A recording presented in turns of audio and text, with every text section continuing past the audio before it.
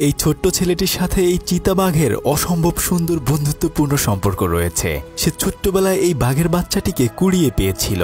তারপর থেকে সে নিজের সাথে এই চিতাবাঘটিকে পালতে শুরু করে। এভাবে আস্তে আস্তে এক সময় চিতাবাঘটি অনেক বড় হয়ে যায়। বন্যপ্রাণীর সাথে মানুষের এত ভালো সম্পর্ক হতে পারে তা আপনার চিন্তারও বাইরে।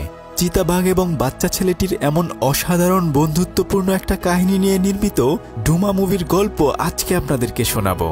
তো চলুন গল্পটি শুরু করা যাক।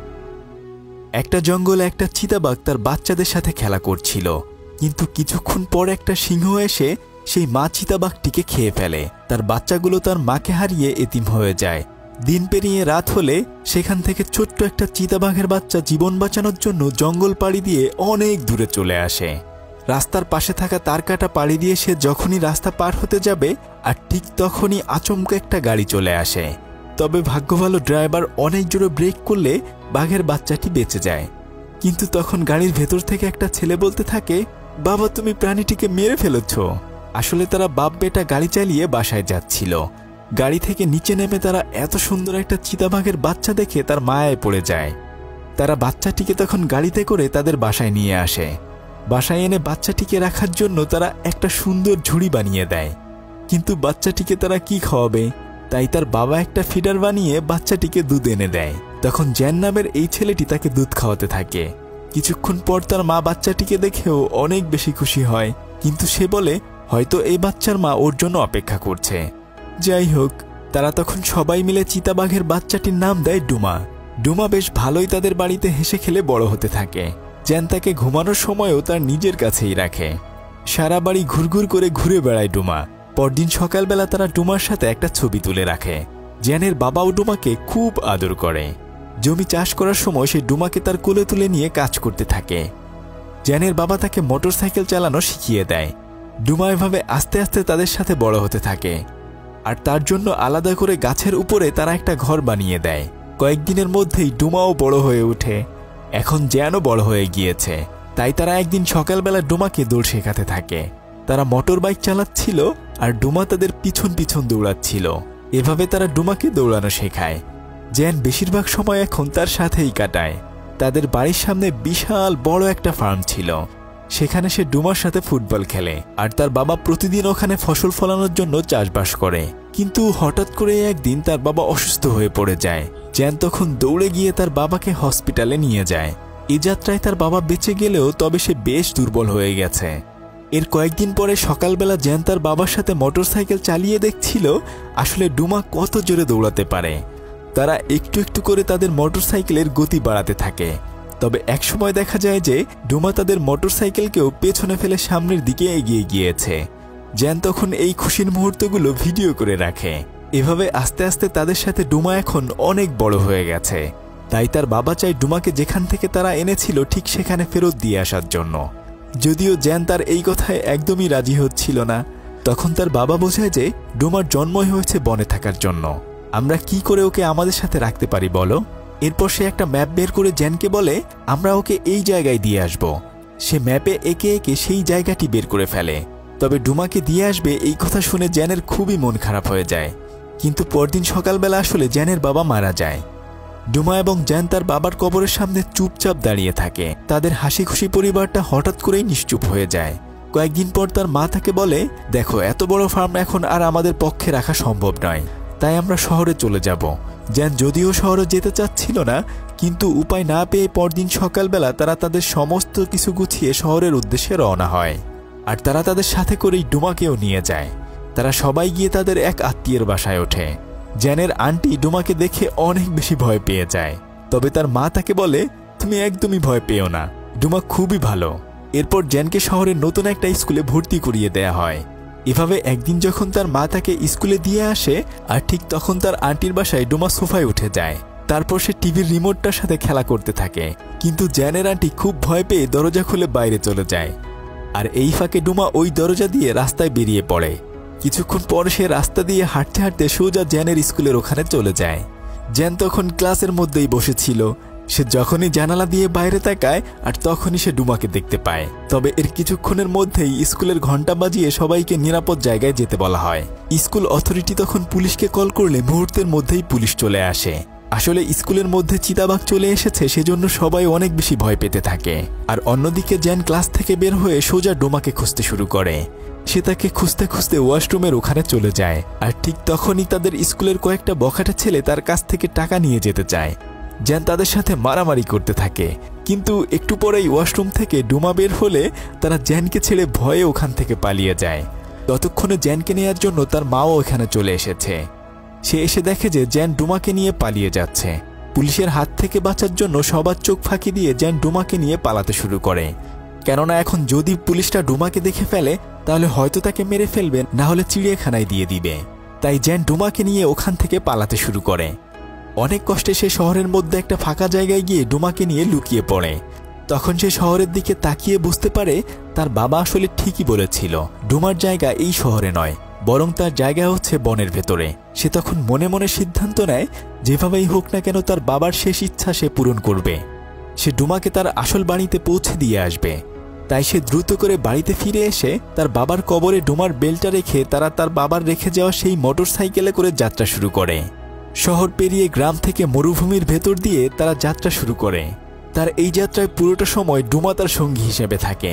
এভাবে সকাল পেরিয়ে দুপুর হলে সে একটা জায়গায় তার মোটর সাইকেল থামিয়ে ম্যাপ বের করে দেখে নেয় সে আসলে ঠিক পথে যাচ্ছে কিনা। এরপর আবার তারা যাত্রা শুরু করে। দুপুর গড়িয়ে বিকেল হলে তার মোটর সাইকেল হঠাৎ করেই থেমে যায়। এরপর সে নিচে নেমে ট্যাঙ্কি চেক করে দেখে যে তার মোটর সাইকেলে তেল ফুরিয়ে গেছে। এখন এই মরুভূমির মধ্যে একাকী সে কি করবে, কোনো উপায় না পেয়ে সে তখন ওখানে বসে বিশ্রাম করতে থাকে। একটু দূরেই সে পুরনো ভাঙা একটা উড়োজাহাজ দেখতে পায়। তাই সে ডোমাকে নিয়ে ভেতরে রোদ থেকে বাঁচার জন্য ছায়ায় আশ্রয় নেয়। এতটা পথ জার্নি করার কারণে তার অনেক বেশি পানি পিপাসা লেগে গিয়েছিল। এভাবে অনেকক্ষণ অপেক্ষা করার পরে সে দেখে যে একজন মানুষ তার দিকে হেঁটে হেঁটে আসছে। সেই মানুষটা মরুভূমির ভেতরে একটা মোটর সাইকেল দেখে একটা চাকু বের করে মোটর সাইকেলের কাছে এসে সেটা স্টার্ট দেওয়ার চেষ্টা করতে থাকে। আর তখনই জ্যান বাইরে বের হয়ে এসে তাকে বলে, তুমি কি উত্তর দিকে যাবে? তাহলে আমি তোমাকে আমার মোটর সাইকেল করে নিয়ে যেতে পারবো। সেজন্য তোমার কাছে পানি থাকলে আমাকে একটু পানি খেতে দিতে হবে। লোকটি যখন জ্যানের সাথে ডোমাকে দেখে শুরুতে সে একটু ভয় পেয়ে যায়, তবে জ্যান বলে, ডোমা আমার বন্ধু, ও তোমার কোনো ক্ষতি করবে না। তারপর সে তাকে একটু পানি দিলে জ্যান সেখান থেকে একটু পানি খেয়ে ডোমাকেও একটু খেতে দেয়। কিন্তু লোকটি তখন জ্যানের কাছ থেকে পানির বোতল কেড়ে নিয়ে যায়। এরপর তারা দুজন দুজনের সাথে পরিচিত হয়ে নেয়। এই লোকটির নাম হচ্ছে রিপ। সে তখন বুঝতে পারে আসলে তার মোটর সাইকেলে কোনো তেল নেই।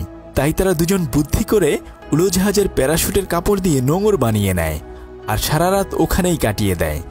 কিন্তু অন্যদিকে জ্যানের মা তাকে কোথাও খুঁজে না পেয়ে পুরো শহর জুড়ে হারানো বিজ্ঞপ্তি টানাতে শুরু করে।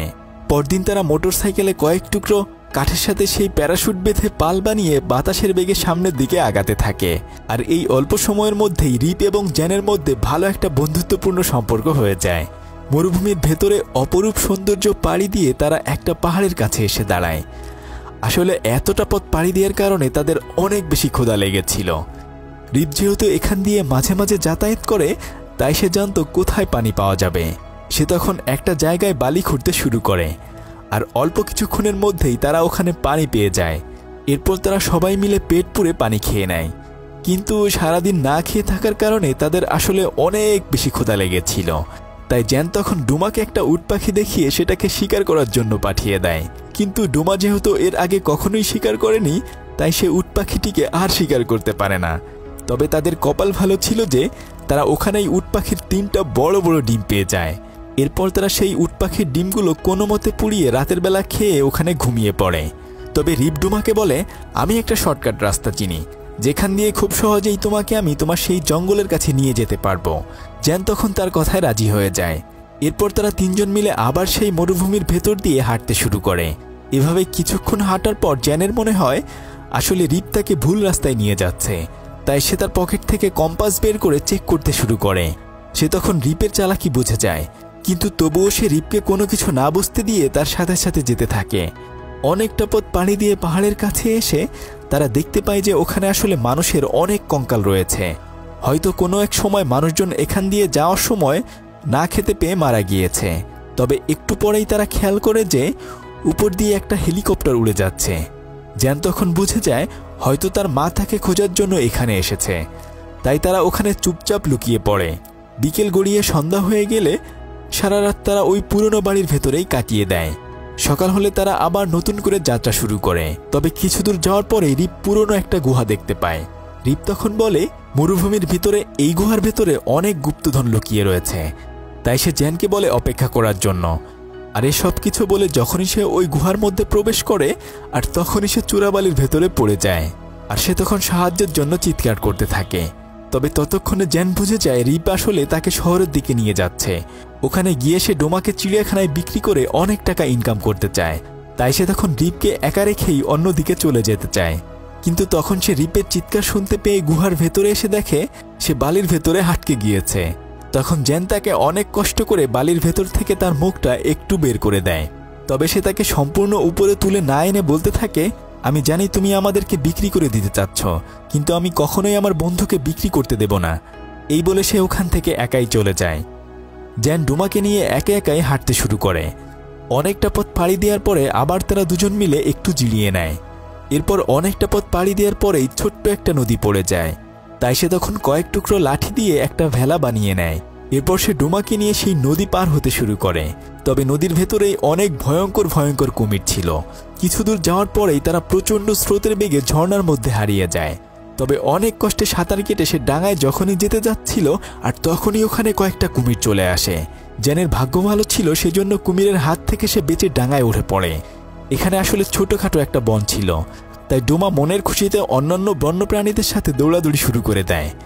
কিন্তু অনেকক্ষণ পরে জ্যান ডোমাকে হারিয়ে ফেলে। তাই সে তখন ওই বনের ভেতরে একটু একটু করে ডোমাকে খুঁজতে শুরু করে। কিন্তু ডোমা কয়েকটা হরিণ এবং জিরাফ দেখে সেগুলোর পিছনে পিছনে দৌড়াতে শুরু করে। আর এরপরেই সে একটা খাঁচার ভেতরে আটকে যায়। আর অন্যদিকে জ্যান তাকে কোথাও খুঁজে না পেয়ে রাতের বেলায় বেচারা ওখানে অনেক বেশি ভয় পেতে শুরু করে। কিন্তু একটু পরেই তাকে একটা গন্ডার আক্রমণ করে বসে। সে গন্ডারের হাত থেকে বাঁচার জন্য প্রাণপণ দৌড়াতে থাকে। অনেকক্ষণ দৌড়ানোর পরে সে পা পিছলে পড়ে গিয়ে মাথায় আঘাত পেয়ে ওখানে অজ্ঞান হয়ে যায়। যখন তার জ্ঞান ফিরে আসে সে দেখে যে রিপ এবং ডোমা তার পাশেই রয়েছে। আসলে রিপ তার ভুল বুঝতে পেরে জ্যান এবং ডোমাকে ওখান থেকে বাঁচিয়ে নিয়েছে। আর এভাবে রাত পেরিয়ে সকাল হয়ে গেলে তাদের প্রচণ্ড ক্ষুধা লাগে। তাই জ্যান ডোমাকে একটা হরিণ শিকার করার জন্য পাঠায়, কিন্তু সে এবারও শিকার করতে পারে না। এভাবে করে সারাদিন পেরিয়ে আবার রাত হয়ে যায়। তখন তারা দেখে যে বনের ভেতর ক্যাম্প করে অনেকগুলো মানুষ একটা ডকুমেন্টারি বানাচ্ছে। পরদিন সকালবেলা তারা অনেক ধরনের খাবার দাবারের আয়োজন করে। তখন রিপ বুদ্ধি করে ওখানে জ্যানকে পাঠিয়ে দেয়। জ্যান তাদেরকে বলতে থাকে, আমি অনেক বেশি অসুস্থ, আমাকে তোমরা সাহায্য করো। যখন সবাই তাকে সাহায্য করতে আসে ঠিক তখনই সে একটা সাপ তার শরীরের ভেতর থেকে বের করে দেয়। এটা দেখে সমস্ত মানুষজন ওখান থেকে ভয়ে পালিয়ে যায়। আর তারা তখন ওখান থেকে অনেকগুলো খাবার নিয়ে পালিয়ে আসে। সেই খাবারগুলো তারা পেট ভরে খেয়ে নেয়। এরপর আরও কিছু খাবার নিজেদের সাথে করে নিয়ে তারা আবার সামনের দিকে যাত্রা শুরু করে। কিছুক্ষণ পরে একটা নদীতে এসে তারা নৌকা দিয়ে সামনের দিকে আগাতে শুরু করে। তখন জ্যান রিপকে অনেক অনেক ধন্যবাদ দেয় তাকে সাহায্য করার জন্য, এবং তার কাছে থাকা কিছু টাকা সে তাকে দিতে চায়। কিন্তু রিপ সেই টাকাগুলো নিতে না চাইলে জ্যান তাকে জোর করে ওই টাকাগুলো দেয়। তবে রিপ বলে, আমি ওই গুহার ভেতরে দামি কিছু পাথর পেয়েছি। সেখান থেকে কয়েকটা পাথর বের করে জ্যানকে সে উপহার দেয়। এভাবে সারা রাত পেরিয়ে সকাল হয়ে গেলে তারা একটা বনের মধ্যে চলে আসে। তখন ওখানে একটা মরা প্রাণী পড়ে থাকা দেখলে ডোমা সেটার মাংস খেতে শুরু করে। তখন রিপ বলে, ডোমা যেহেতু বন্যপ্রাণী তাই এটাই তার জন্য ভালো জায়গা। যাই হোক, রাতের বেলা তারা দুজন আবার একটা পুরনো গুহার ভেতরে আশ্রয় নেয়। তখন রিপ জ্যানকে বলতে থাকে, আমি আসলে শহরে গিয়েছিলাম কিছু টাকা ইনকাম করার জন্য, কিন্তু দুর্ভাগ্যক্রমে আমি সেটা করতে পারিনি। আমার জন্য আমার পরিবারের সমস্ত মানুষজন অপেক্ষা করছে। তবে এখন থেকে আমি আমার পরিবারের সাথেই থাকতে চাই, আর কখনো ওই শহরে যেতে চাই না। এভাবে গল্প করতে করতে তারা ঘুমিয়ে পড়ে। সকাল হলে তারা আবার হাঁটতে শুরু করে। কিছুক্ষণ পরে রিপ বলতে থাকে, ওই আরেকটু দূরেই আমাদের গ্রাম, আমি তোমাকে সেই জঙ্গলের কাছে নিয়ে যেতে পারবো। এরপর তুমিও তোমার বাড়িতে ফিরে যাবে।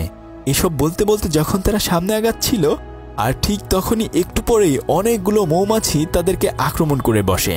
তবে এবার রিপ আর কোনো ধরনের স্বার্থপরতা না দেখিয়ে বরং কাপড় চোপড় দিয়ে জ্যানকে ঢেকে রেখে মৌমাছির হাত থেকে বাঁচিয়ে নেয়। এরপর তারা আবার হাঁটতে শুরু করে। হাঁটতে হাঁটতে অনেকটা পথ পাড়ি দিয়ে রাত হয়ে যায়। কিন্তু রিপকে যেহেতু মৌমাছি কামড়ে দিয়েছে তাই তার সব কিছুই ফুলে যেতে শুরু করে। একটু পরে তার হাত মুখ সবই ফুলে যায়। তবে অনেকটা পথ পাড়ি দিয়ে আবারও রাত হয়ে গেলে তারা ওই বনের ভেতরেই আশ্রয় নেয়। কিন্তু এই বনের ভেতরে অনেক অনেক হিংস্র প্রাণী রয়েছে, তাই তারা নিজেদেরকে বাঁচানোর জন্য ওখানে আগুন জ্বালানোর চেষ্টা করতে থাকে। কিন্তু তখনই ওখানে বৃষ্টি চলে আসে, তাই যেন অনেক চেষ্টা করেও আগুন জ্বালাতে পারে না। তবে ভাগ্য ভালো, একসময় সে আগুন জ্বালাতে সক্ষম হয়। তবে অন্যদিকে দেখা যায় যে ডুমা অন্য আরেকটা চিতাবাঘের সাথে সারা বন জুড়ে খেলে বেড়াচ্ছে। কিন্তু এদিকে রিপের অবস্থা অনেক বেশি খারাপ হয়ে গেছে। জ্যান তখন সাহায্যের জন্য আশেপাশে ঘুরতে থাকে, আর একটু পরে সে একজন বৃদ্ধ লোককে দেখতে পায়। জ্যান তখন ওই লোকটিকে গিয়ে বলে, আমার বন্ধু অনেক বেশি অসুস্থ, প্লিজ আপনি আমাদেরকে সাহায্য করুন। তখন ওই লোকটি আরও কয়েকজন লোক এনে রিপকে তাদের গ্রামে নিয়ে যায়। যেহেতু তারা একটা প্রত্যন্ত গ্রামে বাস করত, তাই ওখানে কোনো ডাক্তার পাওয়া যাচ্ছিল না, তাই তারা তাদের নিজস্ব কবিরাজি ওষুধ দিয়ে তার চিকিৎসা করতে থাকে। রিপের মুখ তারা মাটি দিয়ে একদমই ঢেকে দেয়। আর এখানে জ্যান তাদের সাথে আরও কয়েকটা দিন থাকে। কয়েকদিন পরে যখন তারা রিপের সেই মাটি ভেঙে ফেলে, এরপর দেখতে পায় যে এই লোকটি আসলে কেউ না, বরং তাদেরই ছেলে রিপ। আসলে তারা রিপেরই মা বাবা ছিল। সে তখন জ্যানকে তার পরিবারের সাথে পরিচয় করিয়ে দেয়, কেননা তার পরিবারের মানুষজন কখনোই শহরে যায়নি। যাই হোক, রিপ তার ফ্যামিলি ফিরে পায়। তবে দেখা যায় যে ডুমাও এখানে অনেক ভালো রয়েছে, কেননা সে এই বনের ভেতরে আরও অনেক অনেক প্রাণী পেয়েছে। আর তাছাড়া এটাই ডুমার আসল ঠিকানা। জ্যান তার বাবার স্বপ্ন পূরণ করতে পেরেছে। আকাশের দিকে তাকিয়ে সে তখন বলতে থাকে, হয়তো নিশ্চয়ই তার বাবা এটা দেখে অনেক বেশি খুশি হবে। সে তার বাবাকে অনেক বেশি মিস করতে থাকে। সেই ছোট্ট ডুমা এখন তার পরিবার ফিরে পেয়েছে। সে তখন উপলব্ধি করতে পারে পরিবার ছাড়া আসলে কেউই থাকতে পারে না। নিশ্চয়ই তার মাও তার জন্য অপেক্ষা করছে। রিপ তখন তাকে বলে, তুমি অনেক ভালো একটা ছেলে, এবার তুমিও তোমার বাড়িতে ফিরে যাও। জ্যান তার বাবার স্বপ্ন পূরণ করতে পেরেছে। ডুমাকে সে তার বাড়িতে পৌঁছে দিতে পেরেছে। আর এরপর সে সোজা তার বাড়িতে ফিরে আসে।